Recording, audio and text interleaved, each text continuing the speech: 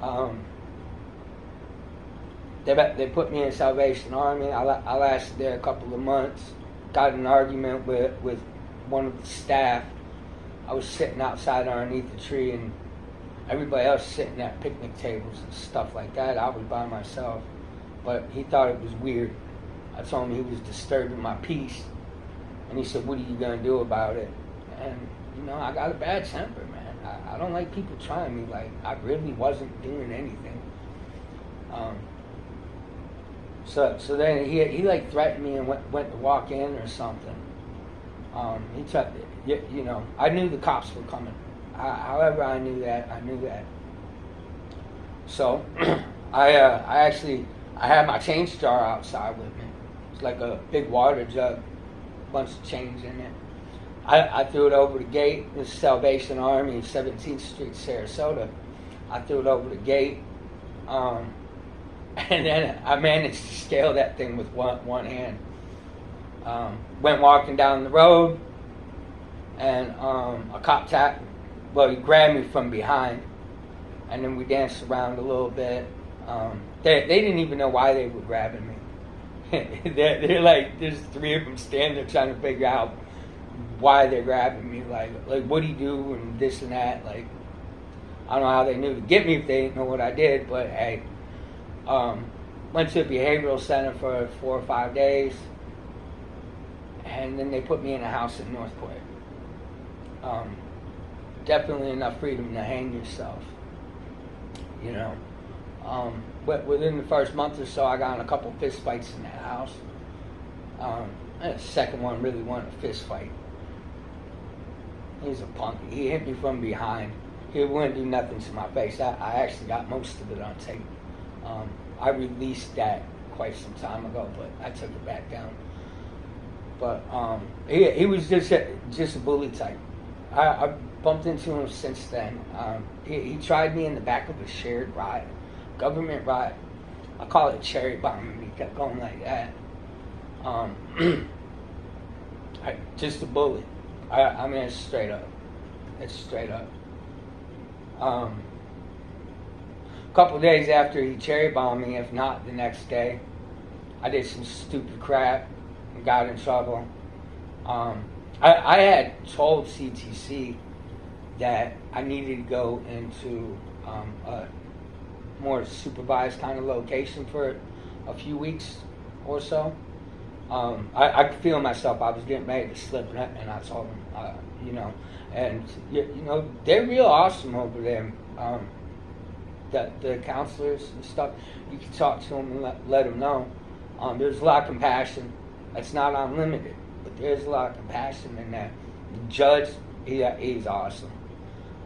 So I go to jail for 53 days, and they try to get me in that same program, but the insurance I have wouldn't cover it because they wanted to do what they call bed to bed. So I ended up getting out and going right back to my place in Northport, right where I started from. They figure out 53 days, the program's 28, he just did 53. So, I racked up some more charges there. I'm probably looking at 7, 8, 9 charges at this point. But part of the program, if you complete the program, which is the goal, not only for me, but for the caseworkers and the judge, everybody wants to see you graduate. They'd love it if they had 100% graduation. They're not trying to bust you. They're not trying to keep you there. That they want to see you do well and move on. I actually still keep in contact with one of the women from the house. It's called Castle House. CTC rents rooms out there. They rent beds out there. I still keep in touch with my case manager over there too. They're good people. Good people to talk to too. They understand. Like I said, a lot of compassion in there. If it wasn't for that program, I'd still be on the streets. Because let me tell you, living homeless with no verifiable income, there's nobody who's going to help you. No, there's no programs, no nothing. You can't just like, because they're stuck with you if they do. CTC got stuck with me because I couldn't get any verifiable income. Still waiting on that disability. But I got a good buddy of mine helping me out as much as he can. Always in risk of losing my place to live, things like that. But hopefully I'll see that disability money soon. Hello, Moto. The point is to show that there are programs out there willing to help. We've already got them in place. There are already places. You do have to be willing to help yourself, though. Most people, once they get cleaned up, showered, get some sleep, put a little bit of weight on, try to get out of that whole mentality of being street, whatever, and they're pushed hard enough. A lot of these guys that were in the program, that they're facing prison time. There's actually 3 separate programs in the same house. They weren't all mental court. Some of them were on felony probation. And if they screw up, they're looking at, like, some of them 5-10 years. It's amazing what people do when they're facing that kind of time. But I've seen them go the other way in the program, too. One of the guys, I think he was facing 5 years. 2 of them, actually. I'm not sure what happened to the one. I'm pretty sure he went back up the road. He's been in and out of prison since he was 17. And he was 35. Been there like 3 times already. It's a sad situation. The other guy spent 8 years in county. Not all at once. But, over the course of like 15 years or whatever. So he was facing a lot of the time, and he screwed up.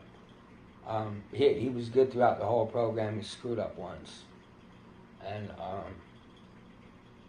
I heard they did eventually let him slide. But yeah, he was facing a lot of time.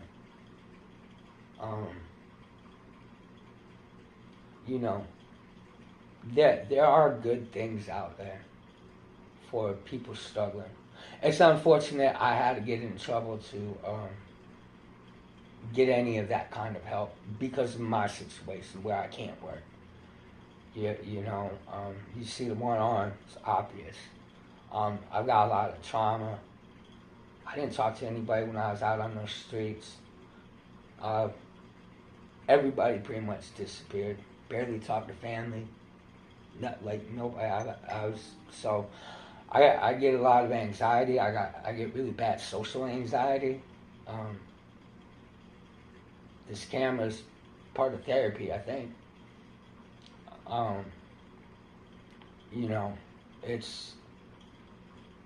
It's tough. It's tough. Like, I didn't talk to people for like 1.5 years, 2 years. It took 6, 7, 8 months to start talking regular to people. Still afraid of saying certain things. You know what I mean? Afraid to disagree because they might disappear and I'll never talk to them again. It's crazy the amount of trauma that I've been through and what I go through emotionally. So anyway, I'm going to cut this here because I feel like I've already been rambling for at least the last couple of minutes. I hope it gives you guys some insight. Please follow me if you do catch this. If you're already following me, thank you so much. Give me a like and a comment. All comments are welcome. I'm interested in everybody's opinion. I appreciate y'all. God bless.